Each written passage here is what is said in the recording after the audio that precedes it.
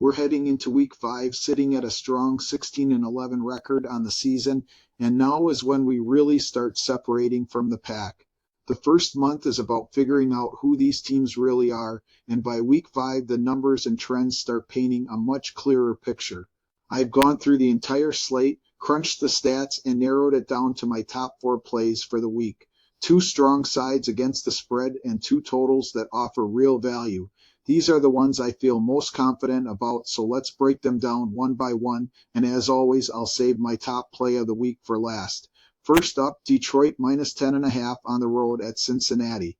I don't like laying big numbers on the road often, but this Detroit team is built to do it.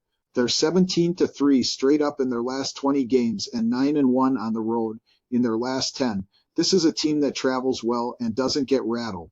They're ranked 3rd in the league in total offense at over 394 yards per game with 13 touchdowns already. Jared Goff has this passing game clicking. The run game is physical, and the offensive line is among the best in football.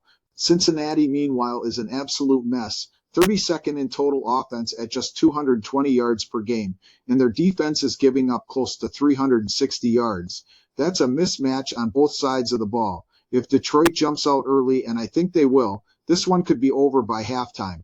Next, let's hit over 49 in Buffalo versus New England. Buffalo is the number 1 offense in football, averaging over 420 yards per game with 12 touchdowns already. Josh Allen is spreading the ball everywhere, and this team can explode for 30-plus on any Sunday. The over is hit in 5 of Buffalo's last 6 games and 4 of the last 5 against New England. The Patriots' defense hasn't slowed elite offenses, and even if their offense is inconsistent, they'll score enough late to help push this over. I see this landing somewhere around 31-20, and that gets us past the number.